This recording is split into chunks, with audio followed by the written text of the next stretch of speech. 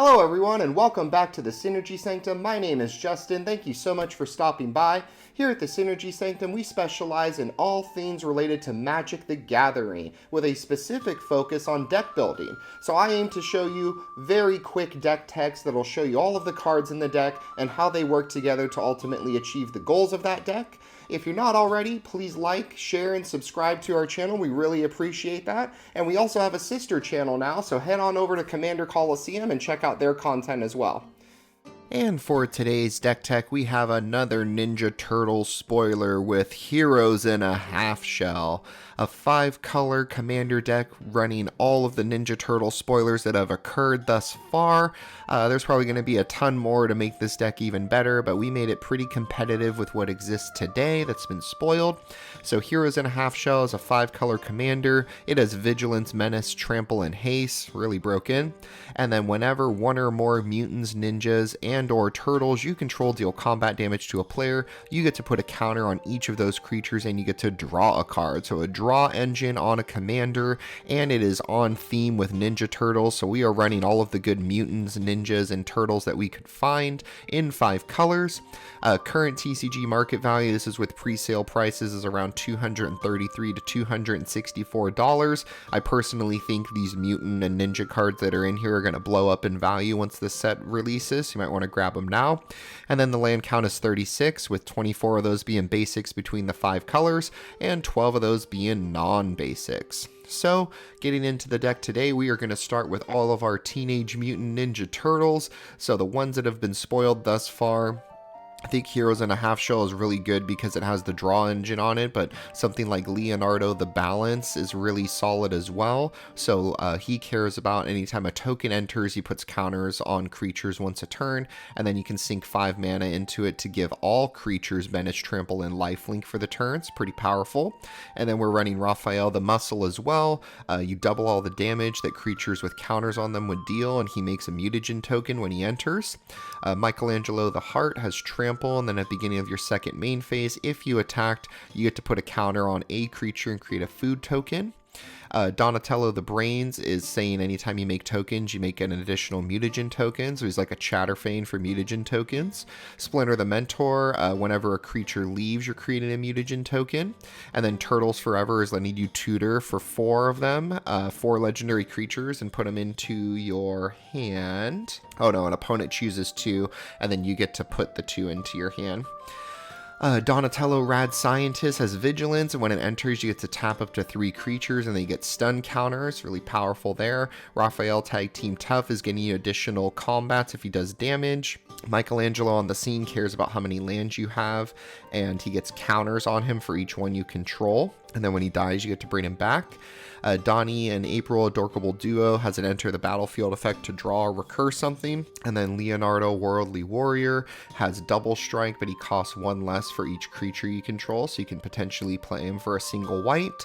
And then we're running Super Shredder as well.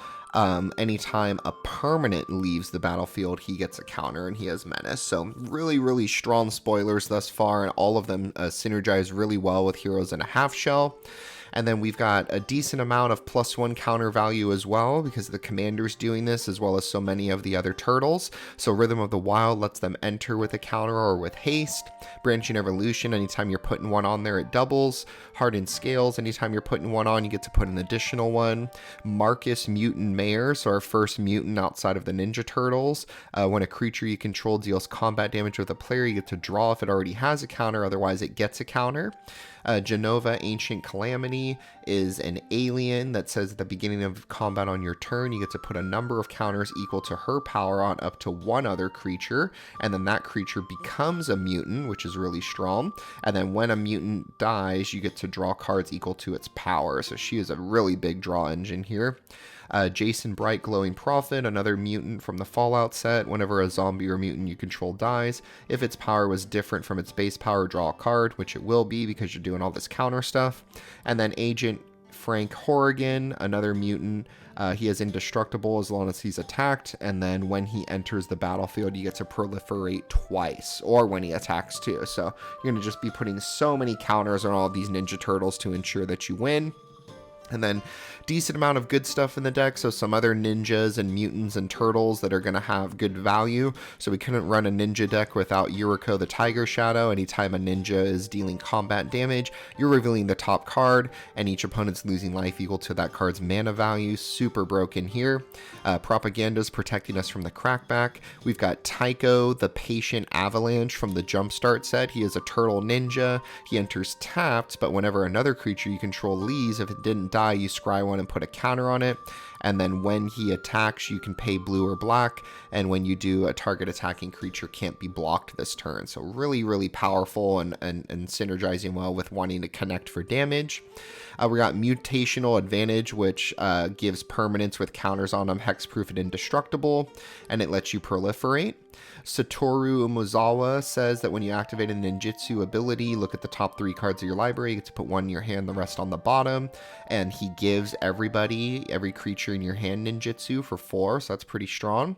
Higur the Stillwind says that when he deals combat damage to a player, you can search your library for a ninja card, reveal it, and put it into your hand. So this can go and tutor the Ninja Turtles as well. Roaming Throne, you would probably choose Ninja, and all of those abilities would trigger an additional time.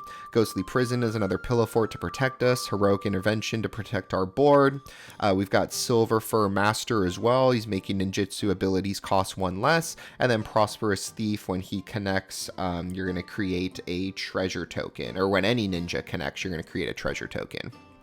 And then a decent amount of draw on the deck, so we're running a Vanquisher's Banner. You could probably choose Ninja again, and you're going to draw every time you cast one.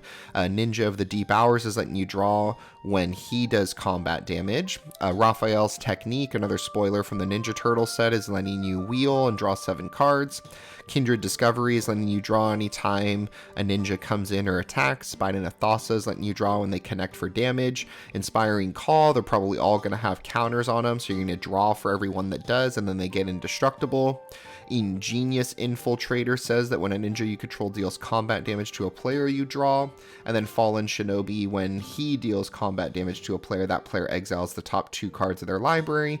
Until end of turn, you can play them without paying their mana cost. Super broken there. And then a Guardian Project, so anytime a non-token creature's entering, you're getting to draw. And then decent amount of removal, and we are in 5 colors, so we're running the ones that are cheap or low to the ground with single or double mana. So a Swords to Plowshares and a Path to Exile can deal with a problem creature. We've got a Beast Within and a Chaos Orb to deal with problem permanents. Nature's Claim to get rid of an artifact or enchantment, and then our counter spells are Negate and an Offer You Can't Refuse, as well as a Blasphemous Act for our board wipe. And then a decent amount of mana in the deck as well. We're running a Soul Ring as our rock, a Relic of Legends, because most of our creatures are legendary. They're all going to be mana dorks. Patchwork Banner, if you choose Ninja, they're all getting a boost and it taps for any color. Prismatic Omen corrects all of your lands to any type. Ramping Growth lets you go and ramp, as well as Kadama's Reach and Farseek. We've got Noble and Ignoble Hierarch that each tap for one of 3 different mana colors. And then a Faeral Elder lets you add mana for every color that you have among permanents you control. And then a little more mana in the deck, more ramping with Cultivate. A Chromatic Lantern can correct our lands and make sure we have all colors. Bloom Tender, similar to Faeral Elder, is letting you get mana for each color among permanents you control. And then more Rocks and Dorks with a Birds of Paradise and Arcane Signet, letting you get one of any color you might need to cast heroes in a half shell. And with that, our show has come to an end. Thank you so much for watching our video, and if you enjoyed that video, feel free to share it out with any friends who might find value in it as well. Thank you so much for stopping by. We hope to see you again soon. Have a good one.